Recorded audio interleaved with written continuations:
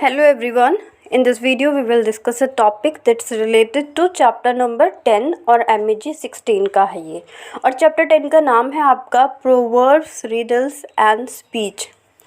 इसके अंदर एक जो इम्पॉर्टेंट टॉपिक कवर होता है वो है कि जितनी हमारी ट्राइबल कम्युनिटीज़ थी, कब जब हमें फ्रीडम नहीं मिली थी, जो उनका रिवोल्ट था उसको एलाबोरेट करना है कि कौन से रिवोल्ट्स हुए थे, कौन कौन से रेबिलियन हुए थे, विद्रोह हुए थे, कौन कौन सी ऐसी जो हमारी कौन सी आप कह सकते हैं ट्राइब्स हैं या ट्राइबल कम्युनिटीज़ हैं, वो आई थी किसके अगेंस्ट, ब्रिटिश रूल के अगेंस्ट, मतलब कि ब्रिटिशर्स के against. Because on that time India में क्या था, ब्रिटिश का कल्चर था, ब्रिटिश का ओवरऑल था, वही गवर्नमेंट थी, वही सब कुछ थे। तो इसमें हम सबसे पहले डिस्कस करेंगे क्या, किसके बारे में, द संथाल रेबिलियन। रेबिलियन का मतलब होता है विद्रोह। जो संथाल कम्युनिटी है, आप अभी भी जानते होंगे संथाल ट्राइब के बारे में, उनका जो रेबिलियन हुआ था, जो उन्होंने विद्रोह किया था, वो कब हुआ था। सबसे पहले तो उनका एरा आपको पता होना चाहिए, तो दैट इज़ 1855 टू 856 AD, ठीक है। The uprising of Santhal began a reaction to and British revenue system. सबसे पहले उन्होंने किसके अगेंस्ट बात की थी, जो ब्रिटिश रेवेन्यू सिस्टम था उसके अगेंस्ट बात की थी, ज़मींदारी सिस्टम इन इंडिया की। और जो ये रेवेन्यू सिस्टम था उसके बाद वो किसकी बात करते हैं, zamindari system in India in the tribal belt what was that known as Bengal presidency इस was a revolt against the operation of the colonial rule. Operation of the colonial rule, colonial rule का मतलब है ब्रिटिश गवर्नमेंट का rule जो था उसके against में इन्होंने किया था। And distorted revenue system enforced by the local जमींदार। और आपको पता होना चाहिए कि हालांकि जो रूल्स थे और जो सिस्टम्स थे वो बनाता कौन था, ब्रिटिश गवर्नमेंट ही बनाती थी, लेकिन वहाँ पे जो एम्प्लॉयज होते थे या जो मेन होते थे वो कौन होते थे, लोकल ज़मींदार होते थे। बिकॉज अब ऐसा तो है नहीं कि पूरा इंग्लैंड को या पूरे ब्रिटिश को वो यहाँ पे ले आएंगे अपना सिस्टम संभालने के लिए।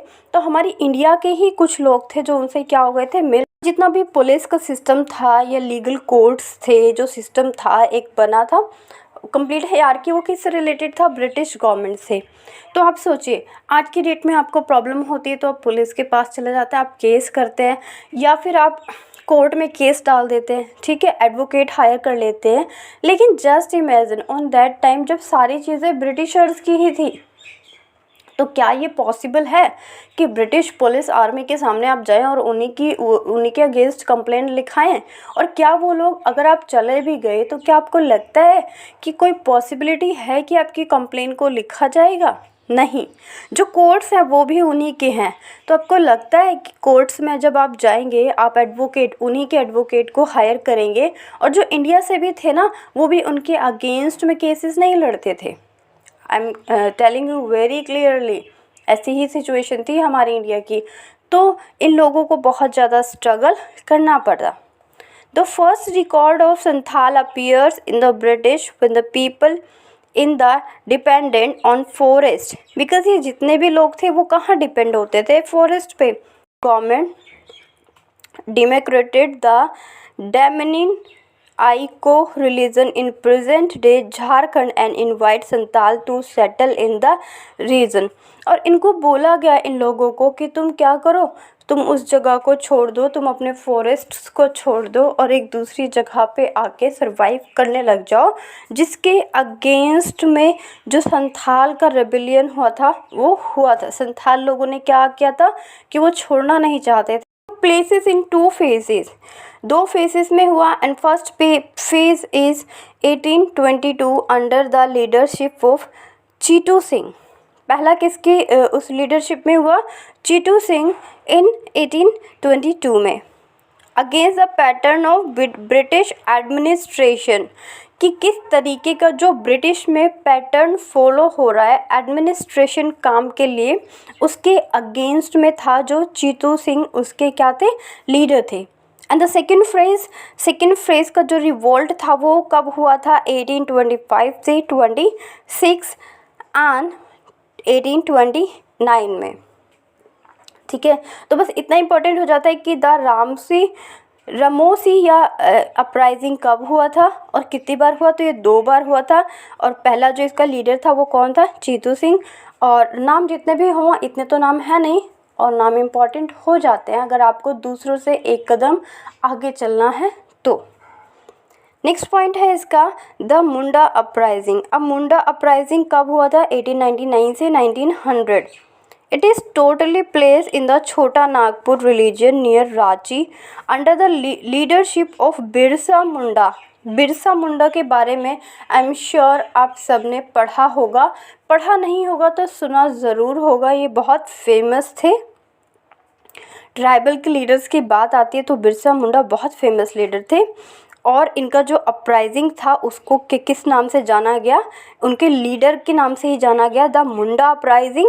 And the revolt is also known as Ulgulan revolt which means great commotion. ठीक है, अलगुलान रिवोल्ट जिसका मतलब है ग्रेट कमोशन। तो ये बिरसा मुंडा इसके लीडर थे। बस आपको इतना याद रखना है कि जो मुंडा अपराइजिंग था वो कब हुआ और इसके लीडर कौन थे। और ये कहाँ पे हुआ, छोटा नागपुर रीजन में हुआ मतलब कि एरिया में हुआ, near Ranchi under the leader. और कौन से इनके लीडर थे, बिरसा मुंडा। नेक्स्ट रिवोल्ट की बात करते हैं। इंडिगो रिवोल्ट बहुत इंपॉर्टेंट हो जाता है। इंडिगो रिवोल्ट क्या है आप सब जानते हैं। इंडिगो मतलब नील की खेती, जिसमें गांधी जी इन्वॉल्व थे, आप कैसे भूल सकते हैं। ये कब हुआ था, 1859 से 60 में हुआ था। So the participation of more than 6 million peasant. Peasants का मतलब होता है किसान, यहाँ पे किसान ना देकर उनको पीजेंट्स लिखा हुआ है। And sympathy of elite Indians. और इस चीज़ को, ये जो हमारा इंडिगो रिवोल्ट हुआ था, इसमें जो एलाइट पीपल ऑफ इंडियंस थे वो भी बहुत अटैच हो गए थे, उनको भी सिंपैथी हो गई थी।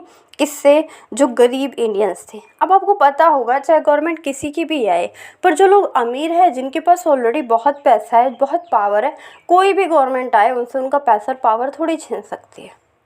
तो ब्रिटिश गवर्नमेंट में भी यही हुआ था कि जो लोग ऑलरेडी एलाइट थे, रिच पीपल थे, अपर क्लास से बिलोंग करते थे, उनको कोई ज़्यादा इफेक्ट नहीं पड़ा था कि इंडिया में ब्रिटिशर्स आ गए। ठीक है, लेकिन ये जो रिवोल्ट हुआ था, बाकी रिवोल्ट का इतना इफेक्ट नहीं पड़ा जो हमने इससे पहले डिस्कस किया, लेकिन इंडिगो रिवोल्ट का बहुत ज़्यादा इफेक्ट पड़ा था। किसके ऊपर, एलाइट इंडियंस के ऊपर होंगे। इंडिगो के बारे में तो ज़्यादा बताने की ज़रूरत ही नहीं है, because you all are aware indigo revolt. और आपको पता होगा कि इसमें गांधी जी का क्या रोल था, उसके बारे में भी आपको पता होगा। अब इसमें कुछ और बात करें तो the rebellion at Mysore. Mysore में कौन सा रेबिलियन हुआ था, it was started after the final defeat of Tipu सुल्तान।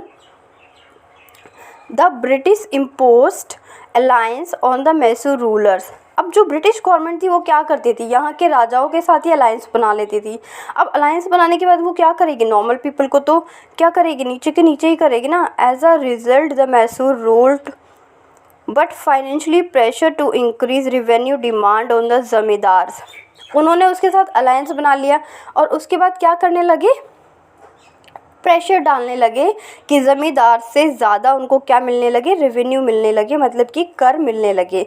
अब क्या हुआ, ज़मींदारों के ऊपर जब प्रेशर आया तो उन्होंने क्या किया, उन्होंने किसानों के ऊपर डालना शुरू कर दिया। The peasants broke out against the despotic tendencies of zamindaris in the Nagar under the leadership of Sardar Mala. So Sardar Mala के जो अंडर में आ गए जितने भी क्या थे, पीजेंट्स, जो किसान थे, क्योंकि जब किसान परेशान है तो वो क्या करेगा, वो उसके अंडर में जाएगा ना जो उसको सपोर्ट कर रहा हो। तो यहाँ पे सरदार माला एक सन ऑफ कॉमन रैयत ऑफ केमसी, मतलब एक इंसान जो बहुत कॉमन था उसका बेटा था ये सरदार माला, इसके अंडर में आ गए।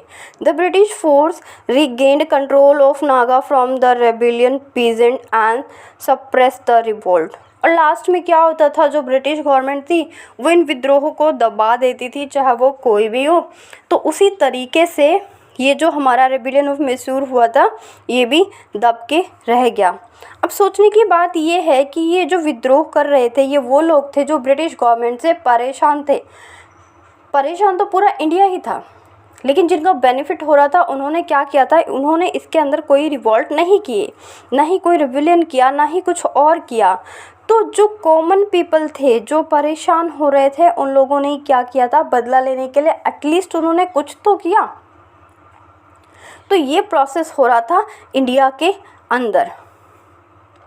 उसके बाद एक और कम्युनिटी की बात करेंगे, वो कौन सी है, the uprising of the Bhils. Bhils के बारे में आपको सब पता होगा कि भील्स हमारे इंडिया की एक ट्राइबल कम्युनिटी है और इनका जो रिवॉल्ट था वो हुआ था, या फिर ये उठ के सामने आए थे। एक ही बात है कि ये उठ के सामने आए या इनका रिवॉल्ट हुआ 1818 से 1831 में। The Bhils was mostly concentrated in the hills range, ये हिल्स रेंज में ही रहते थे। और the British occupation of Khandes in 1880 enlarged the Bhils because they were suspicious of the outsiders into the territory। और जो ब्रिटिश गवर्नमेंट थी, इन्होंने क्यों किया था, ये क्यों उठ के आए थे, क्योंकि जो ब्रिटिश गवर्नमेंट थी उनको लगता था कि ये उनकी टेरिटरी से, मतलब कि ये आउटसाइडर्स लोग हैं, इसीलिए इन लोगों को भी क्या करना पड़ा था, उठना पड़ा था अपने लिए। तो ये तो ब्रिटिश गवर्नमेंट में था ही। पहले वो क्या करते थे, जो एक तो सबसे बड़ी जो हमारे इंडियन में थे, जो किंग हुआ करते थे, वो क्या करते थे, रूलर के साथ ये लोग अटैच हो जाते थे, अलायंस बना लेते थे। सबसे पहले जो ब्रिटिश के ऑफिसर्स होते थे, उसके बाद धीरे धीरे जब अलायंस बन जाती थी तो उनको प्रेशराइज करते थे रेवेन्यू सिस्टम को बढ़ाने के लिए। रेवेन्यू सिस्टम इंक्रीज होगा जब जमींदार उनको ज़्यादा कर देंगे, ज़्यादा टैक्स देंगे। और जमींदार टैक्स कब ज़्यादा देंगे, जब वो किसानों से ज़्यादा लेंगे। तो लास्टली जो सिचुएशन थी, जो ख़राब होनी थी, वो सबसे ज़्यादा किसकी ख़राब हुई, किसानों की ख़राब हुई।